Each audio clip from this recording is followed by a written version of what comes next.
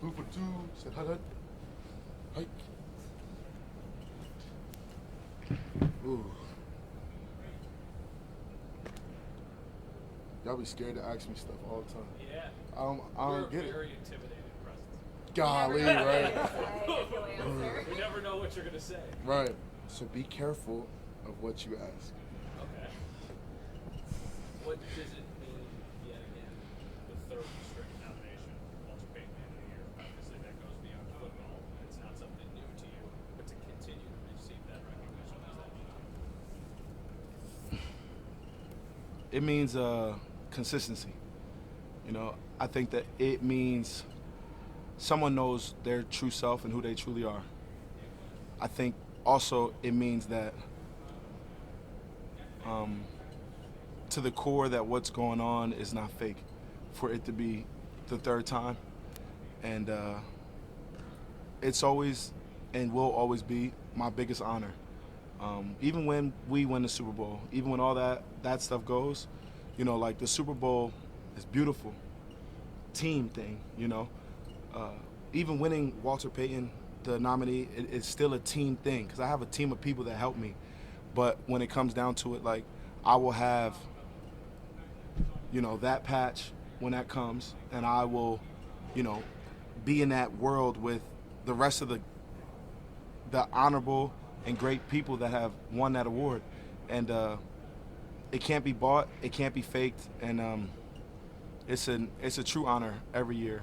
And I don't expect it every year. Like I don't just say, oh, I'm still here, I'll get it again. You know, but we bust our butts in the community every single year. Every off day, every Monday, sometimes even Monday, Tuesday, and Friday. Like we're in the community. And it's a full-time job, and I am honored to be able to work for the community and to serve and to be one of those people that, you know, like the people in the city and the people that are part of the Dreamers can lean on. But it's a true honor, you know, like 3 times it's beautiful, but it's like the first time every time. And I'm honored. And why? Because it's the first time every time is because, like, you know, it's voted from my teammates. It's voted from the coaches. It's voted from, you know, like some of the leaders in the community. And every year we have a different football team. So with having a different football team, that means that, you know, you kind of have to show who you are every year. And people are going to have to see whether it's real or whether it's fake or whether you're doing it just for this or whether you're doing it just for that. But it's a true blessing. It really is. Do you have, I know you've done so many different events, do you have a particular moment or event that really stands out or has had like a more lasting impact than what you thought about? You know, they all do. But I'm going to be honest, I have one that's coming up on the 10th. And it's with Wester. And I'm partnered with Wester. Like, I'm a Wester, like, guy. And, you know, Beth never really, like, wants to get credit for the beautiful things that she does. But, you know, Beth is one of those people that runs Wester, as well as Lash and Brad and Scott. Like they're all a team of people that have gravitated around me, and I've gravitated around them. But, you know, Beth is a special person, and she helps lead, as well as Abigail. Abigail helps specifically hip to hip with the Dreamers. And on the 10th, like, we're going to be like giving away, and I mean a ton of toys, like a ton of toys, bags and gift bags, and to all these different schools around the community. But why I think it's going to be uniquely different is because, like, you know, in a lot of ways, like Jamarcus Ingram, like, he follows and he just learns and he just listens, and he allows me to coach him, and he allows me to, you know, mentor him in a lot of different ways, like whether it's drifting, whether it's football, whether it's trying to be a to have a fiance and with having a wife and with being a man, right? Like, he allows me to lead and to tell him things, right? But, you know, Jamarcus just launched a book, and with this book, like, we're gonna put in every single one of those gift bags for what we give away. So we're gonna buy a bunch of books, which will help him and his foundation and his thing, and he will also be able to bless some people with sharing his love with his book to the people that we're showing love to through West Her and through what we're doing. And I think that that's going to be like one of my favorite ones, because it'll be the first time that, you know, somebody has actually wanted to, you know, jump in and help and to do his part. And I'm honored to be able to do that and say that. But I think that one will be the most special. But every event is special. Whatever that newest one is, it hits different every single time. I can't pinpoint and give one all of that credit, so I'm going to talk about that next one. And I'm honored to do so. When did you first start to realize how important service and community was to you and who you wanted to be? You know, I was a kid. Like, I was literally a kid, always helping, always trying to, you know, make somebody smile, understanding feelings. And that started when I was a kid, like a kid, understanding feelings. And when you understand feelings, then you understand where you need to be or what you need to do for somebody else that might not have a positive feeling on that day. And, you know, like, this is all really just to make somebody feel better and to make their situation better. And with making somebody feel better, it could put a smile on their face if they're frowning. And if their situation is bad, if you do something for them, their situation can get better, which can make them smile and be happy with a better spirit on a daily basis. And when it comes down to life, I just want to see people happy. And if my part in life is to put a smile on somebody's face or wear some Oakley goggles and get a reaction or whatever, like that, whatever that is, I'm happy to be that vessel that I could do so. Well, McDermott told us in the team meeting. And McDermott told us in the team meeting, and like, very small, but it kind of flew over. And then, you know, the team told me, and my team told me, and it was just like, you know, Dion, like don't change who you are, but, you know, congratulations that you're the Walter Payton, Buffalo Bills Walter Payton Man of the Year nominee for the third time. And it hits solid every single time. And even with thinking and hearing it and saying it, like, it's just one of those things that you really cannot, you can't buy. And with being able to have resources to buy a lot of things now in life, you know, like, you cannot just walk into Walmart and be like, I want that trophy, or, you know, I want you guys to say this about me, or, you know, it's just a real thing that I'm thankful for. That far from perfect, and I always need room to grow. And as soon as you think that you might, you know, have it like figured out, something changes and you have to alter. But I've also learned that when you dream, like, dreams are visions in a lot of ways. Dreams, like physical dreams, like when you dream, they're visions. But to have the dreams you're supposed to have, you need to know who you truly are in life. Like, if you fake it, you're gonna have fake dreams. Like, you're gonna be running around, running real fast, and, oh, I just won an Olympic medal. Like, bro, I ain't winning no 400. I'm 340 pounds, right? Like, what you running around for, right? But when you really know your true self, as you rest your body and you dream, your dreams tell you, your brain tells you, and your soul will tell you who you truly are and what you really need to be doing on a daily basis. And at the point that I'm at now, you know, I'm a football player, and I have a mission to help this place win a Super Bowl, which is why I was brought here.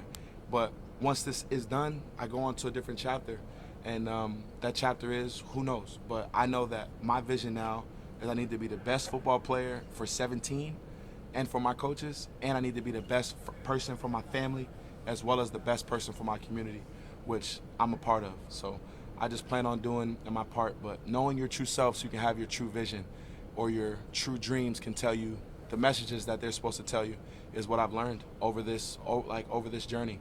And, you know, people are real, and with people being real, you have to understand how to deal with people. There's so many different people.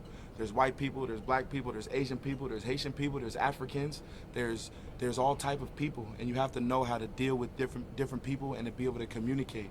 Whether you're having a high energy, it might scare somebody away, or you have to go in nice and calm so you can get a message through. But just understanding self and what you have to be at and what tone you have to be at to get the message across. Go ahead, I got you. You mentioned being a part of it. Yeah. You are a part of it too. Why Yeah. is that so important? Just hosting events where you're having these interactions. Yeah. Having real Yeah. interactions with people. Well, because I'm really here. I'm really here, and I've been here for 8 years. And I say this all of the time. Like I'm from Jersey. I went to school in Philly, but this is the place that I've lived at the longest with being in full control of my life. Like I have kids here. I have a fiance here. Like I have football here. I have my job. Like I've lived in Buffalo 8+ years of my life consistently. When I'm in control, I get to know what gas station I'm going to, whether it's Delta Sonic. Like I know where I'm going. I know where I'm getting my car washed. Like I am in control of my life here at this moment.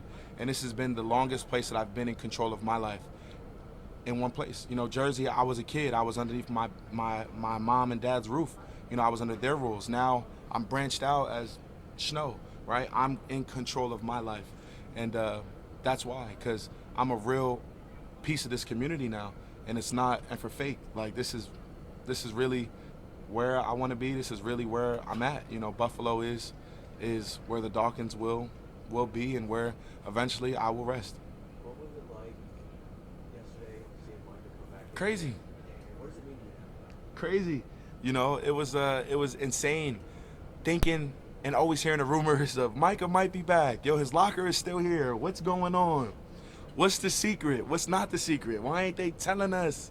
Where's Micah? Where's Poyer? Where's the guys? But seeing them, it's a beautiful thing because, Micah is one of those pieces that has been here forever, and he's been a piece of this puzzle. He's been a piece of this journey. He's went through those losses. He's went through the wins. He's went through the heartbreaks.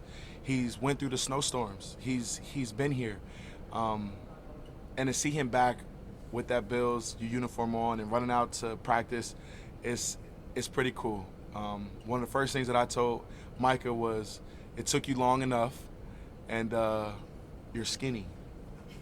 He's too skinny right now. I told Micah, go upstairs and eat some food, bro, because he lives in Cali, so he's used to eating avocados and all this little apples and all this pretty stuff, bro. This Buffalo, man, go have a slice of pizza, dude. You know what I'm saying?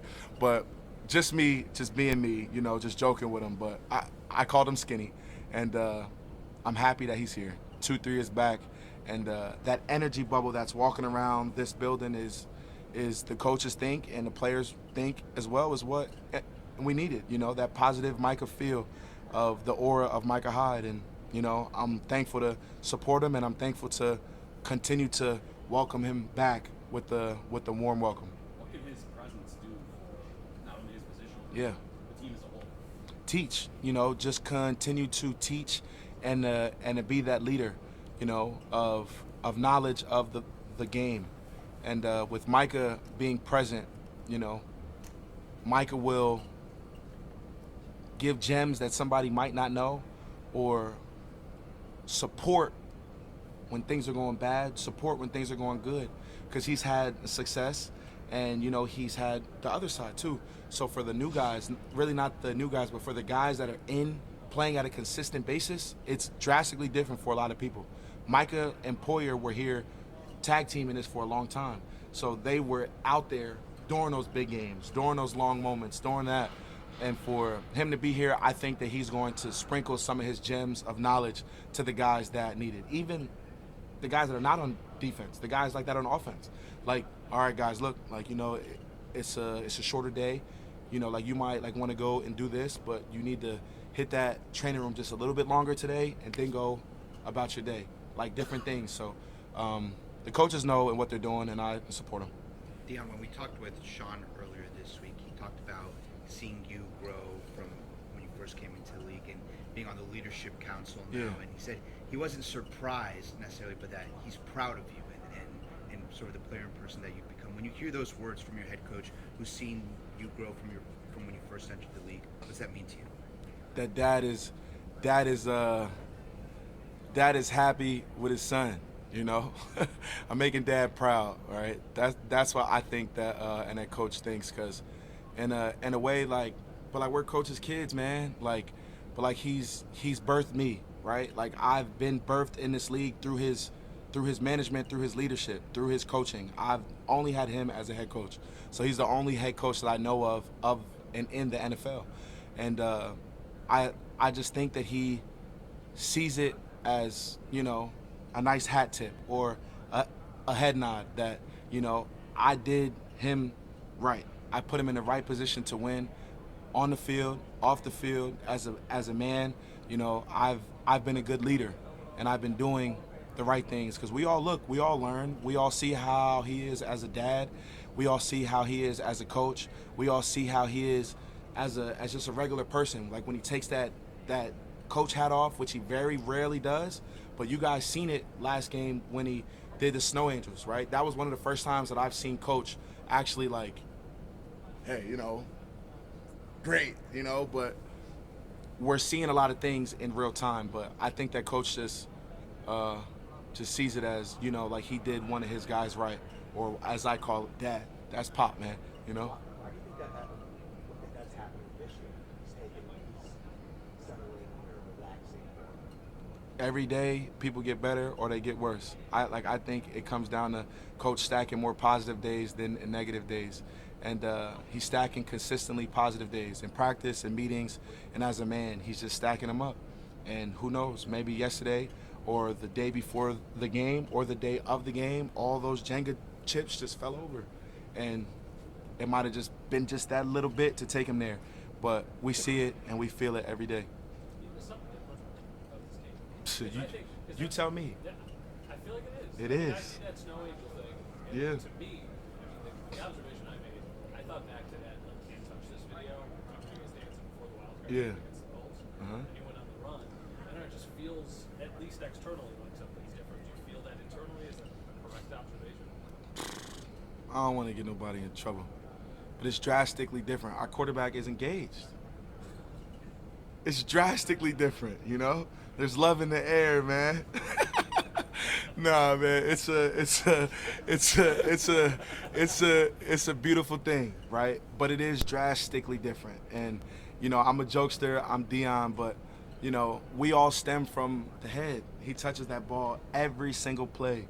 And not to say anything bad that ever happened was because of anything. That's not what I'm saying.